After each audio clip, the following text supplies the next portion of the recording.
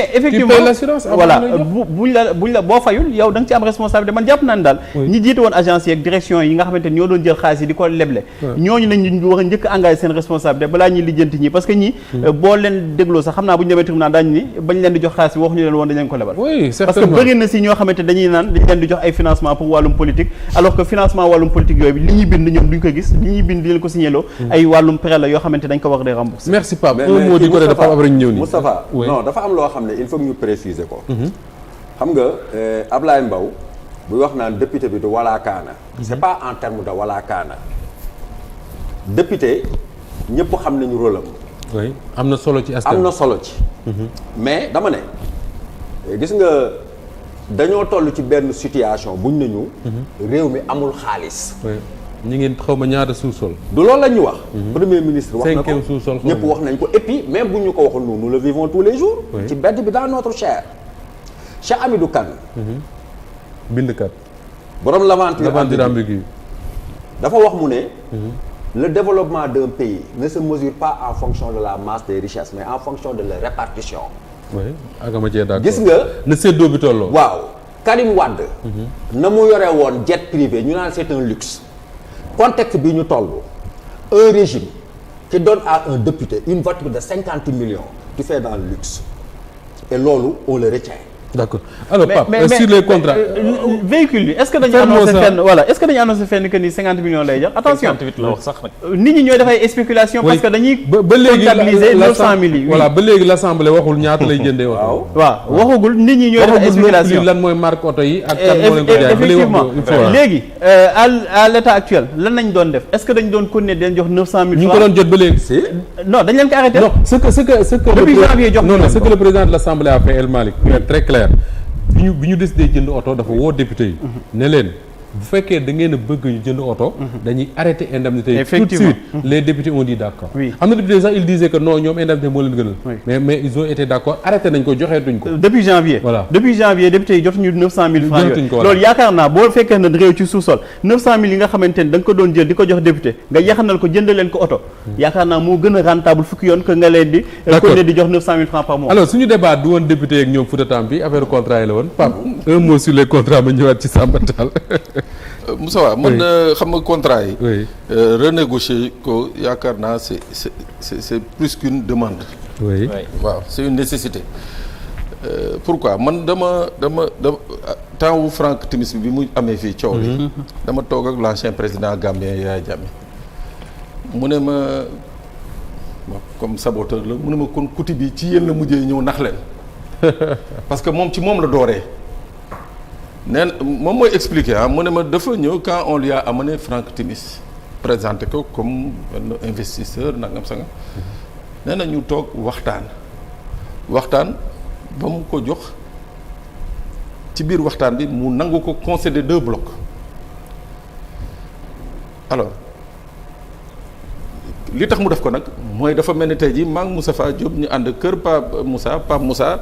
Pape Matar ne ma lii nii jus d'orange naturel la waaw ndeke ne voilà soo ma ko dëggalee dama koy jël donc moom nee na sur la base de la confiance bi nga xam ne moom la amal nit ki nga xam ne moo ko indil Franck Timis présenté ko comme un messie nee na ñu d'accord mu daal di accepter aller dans le sens jox ko 2 blocs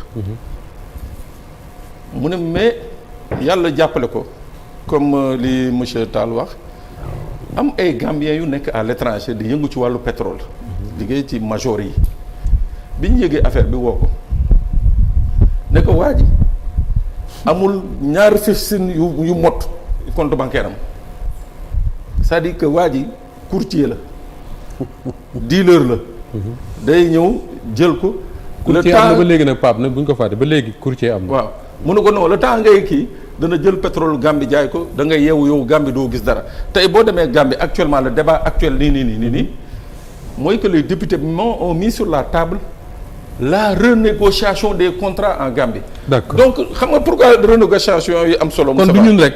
non du ñun xam nga dafa la moo am solo. parce que bañ koy signé.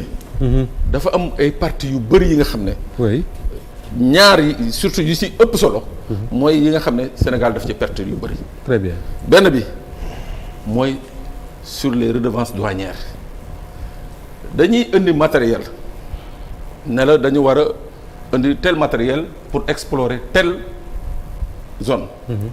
gis nga matériel boobu ñu lay wax au lieu ñu indi benn par exemple benn foreur 10 foreurs nañuy indi bu ñu ñëwee Pape Matar mi nga xam ne am na à côté benn puits bu ñu ko jox. ñu loué ko wala jox ko jaay ko benn foreur douane perte ci wàllu fiscalité ba ñuy signé dañ leen di defal ay nu ñu koy waxatee seen terme yooyu. exonération fiscale. donc dañuy am ñaari exonération ci ndoddu état du Sénégal. ba pare nag ci yenn contrat yi dañuy dugal état du Sénégal mu uti ji xaalis pour ñoom jox leen ko ñoom. mais loolu am na ci bi gin doon tudd bi ñuy commencé mooy bu saoudien yi. loolu amoon na ci. mu ngoog ñoom dañuy c'est-à-dire ñoom dañuy ñëw ne am nañu marge financière bi nécessaire. mais dañuy ñëw ba ci biir ne état du Sénégal non yow yaa ñuy jox garantie bancaire garantie souveraine. ñu dem uti ji xaalis. donc loolu yëpp day indi li ñuy wax négociation mais même foofu may geexal. rapidement pourquoi muy am solo. elles ont beau être des multinationales mais ci dëkk yu ñu nekk. corruption dañ ko fay tere. am na benn société fii du ma ko tudd ci wàllu zircon bi muy yëngu Australie la jógee. mais bés ba ñu ko tuddee ci corruption. c'est le gouvernement australien moo ko topp kon nam ne ko en Australie. donc loolu maanaam tey Sénégal am na position am na possibilité. toog discuter bu ñu jàppee ni que am na ay manquements qui sont liés à ces contrats et que c'est un manque à gagner qui certainement peut être lié à ce qu'on appelle de la corruption. alors Samba Tall lu bëgg rek ñu leeral ko ak Bigui très rapidement pour jël beneen thème parce que li ci des ci waxtu yu bariwul mooy opacité bi Abdoulaye Mbow tudd sànq am ci contrat yi Pape Sané ne des manquements mais yow mi nga xam ne quand même au-delà du fait que yaa ngi ci liggéey léegi dafa la mës a intéressé di xool contrat yi lan moo ci nekk la moo ci est-ce que tey y a des faits et des actes yoo xam ne des Sénégalais posé nañ ko dans le cadre de ces contrats là qui mériteraient des poursuites. loolu jarul sax wax képp ku fi def crime économique. oui est-ce que am na crime. damay crime économique. oui ci réew mi la fekk baax. ah oui waaw. bien sûr. yow ngay tudd ay banque di tudd ay numéro compte bancaire. di wax ay chèque de trésor yu mujjee ci ay jaaykatu portable. ah oui.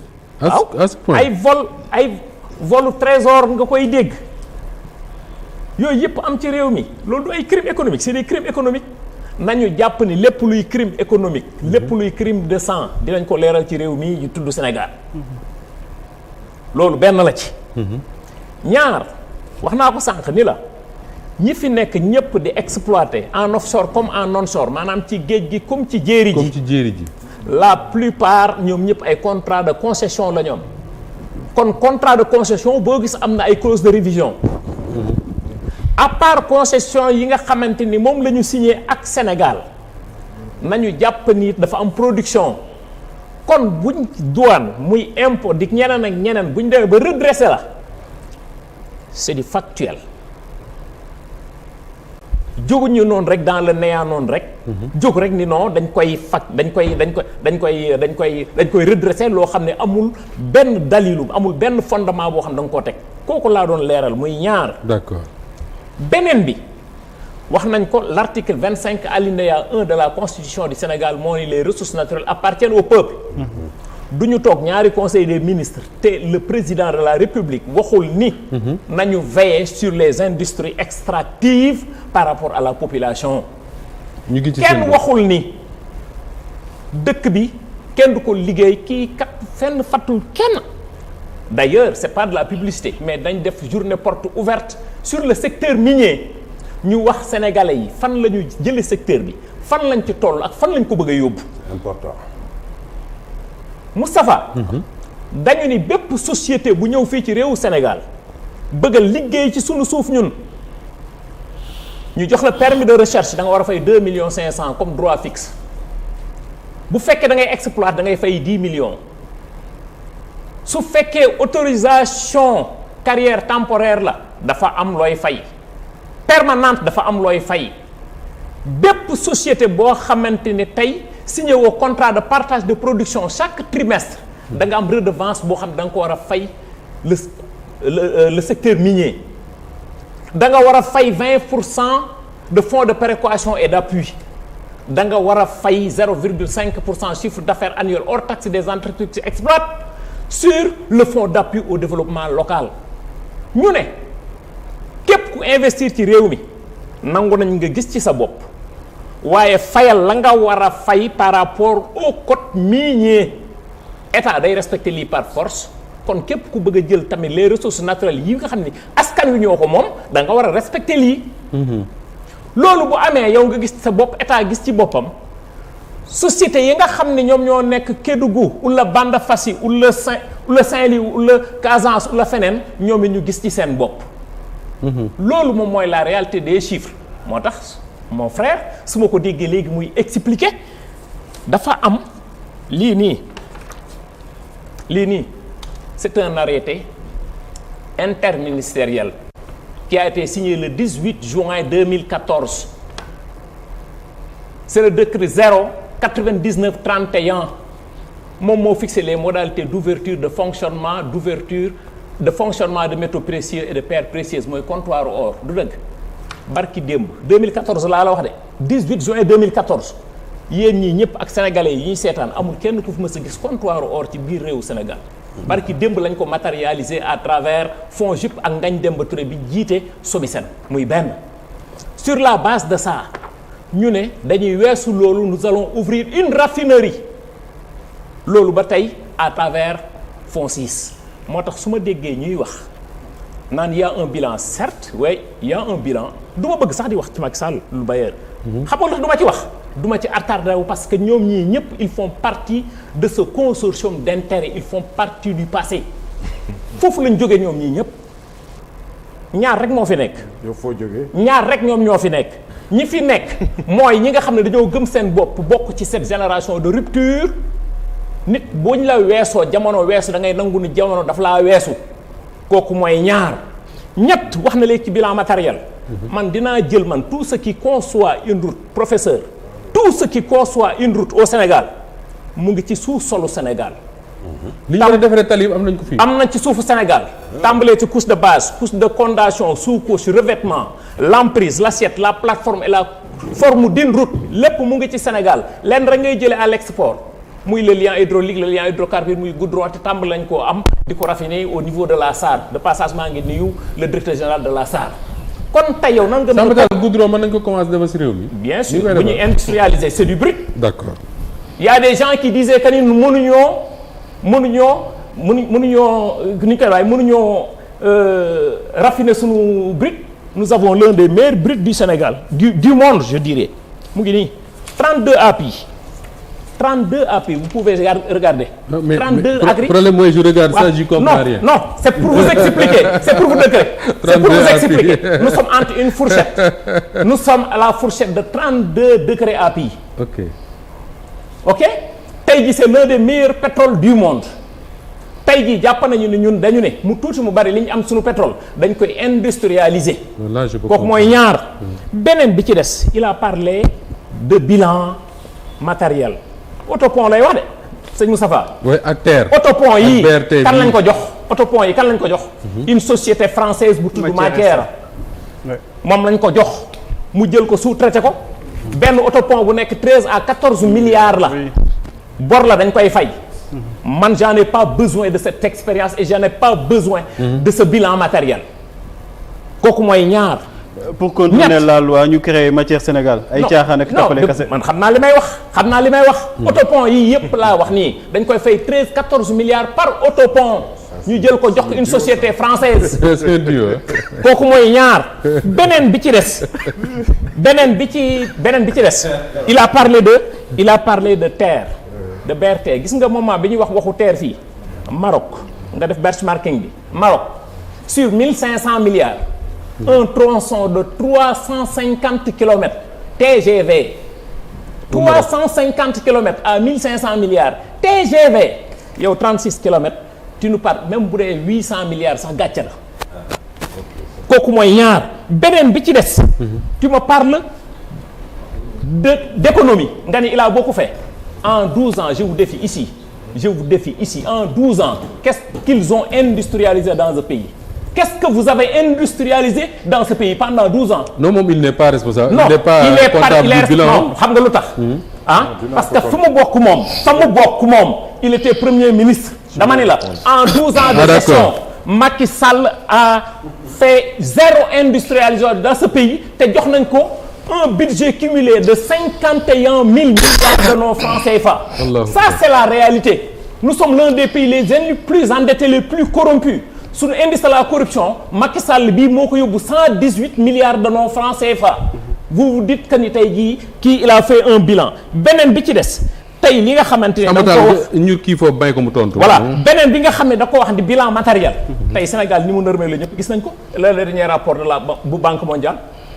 gàcce la sax ñun ñuy toog gàcce la laa wax ñun ñuy toog di attardé wu laa wax. ci kii nga xamante ni ak ñi mu ko àndaloon nga xamante ni ñoom ñoo bokk sur ce consortium d'intérêt. D'accord aywa. tey am na loo xam ne ñun weesu nañ ko. xam nga ñun Sénégal fan lañ jëm ñun ak fan lañ teg suñu bët fan lañ jël Sénégal fan lañ ko teg ak fan lañu ko war a yóbbu loolu mooy l'essentiel bi en tout cas bépp investisseur. bu jóge bitim réew ñëw Sénégal. di nga fi am jàmm mais da ngay respecter les lois et règlements de ce pays. Très bien. beneen bi ci des bépp sénégalaise bu nekk ci biir réewu Sénégal dañ lay wax nga jubal ñi nga xam ne nag dañoo jubalul. dañuy de bonne foi dañuy jàpp ni dañoo xamul. de bonne foi yi dinañ leen wax fi ñu war a mën a jaar pour jubal. ñu gis ci seen investissement seen bopp état gis ci boppam mines yi ak carrières yi ak secteur boobu fa ñu nekk ñoom ñu gis seen bopp. Sénégal jëm kanam. Pour diriger ce pays-là. Alors, il nous faut des hommes forts. Donnons maintenant à Biguine le temps de répondre à ces interprétations.